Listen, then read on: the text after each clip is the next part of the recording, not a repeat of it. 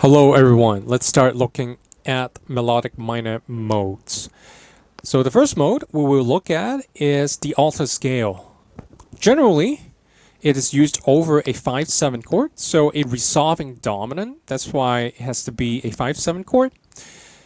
For example, you can play G7 altered scale, or just G altered scale, I should say, just G altered scale, over a G7 chord. So this would produce a 5/7 altered sound. That means that we will be adding these tensions, flat 5, sharp 9, flat 9, to the 5/7 chord. And the reason we do so is, first of all, the dominant 7, the 5/7, is inherently dissonant, unstable.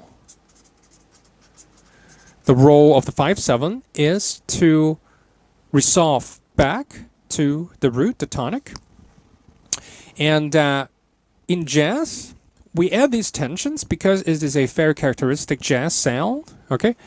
And the 5/7 is inherently already dissonant because of the major third degree of the chord and also the flat 7th degree of the chord. If you notice, it is actually a flat 5 interval apart, or a sharp 4, okay?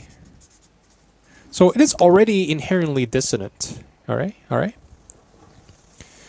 Let's take a look at the details. One meaningful way to look at the alto scale is you can actually start with a G dominant 7 shell, so just one major third and flat 7, and then you have a sharp flat 5, sharp flat 9. All right. So what we are going to do is we're going to add sharp flat 5 to the chord, so it should belong here. Flat 5, sharp 5. So that's going to be D flat and also D sharp. Let's add flat 9 here and sharp 9 here. Technically is a 2, but jazz musicians will just refer to these notes as a ninths.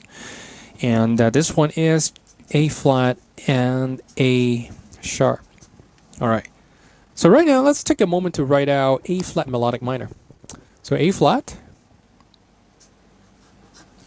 major second B flat, C flat, D flat, E flat, and then you have F natural, G natural, and then A flat again, right? Just compare these two scales. All right. Let's see if they have the same notes. G, G, check. F, F, check. E flat is really just D sharp, right? Check. D flat, check. C flat is just a B, right? Check. B flat is just an A sharp, so check. A flat here, check. So as you can see, A flat melodic minor is exactly identical to G alto scale. All right. Basically, we are just playing A melodic minor, but we start on G. So 1, 2, 3, 4, 5, 6, 7. G is the 7th note. So we can conclude that G alto scale is actually the 7th mode of A flat melodic minor. They have the same note. All right. And just like diatonic major modes, they have the same note, but they are two different things. And when we think about the G alto scale, if you try to reference the G7 shell, that would be much more meaningful because that's the use case here. We usually use G alto scale over a G7 dominant chord to produce alto sound. And when you play G alto scale over this chord, you're essentially adding these 4 tensions to the chord. All right?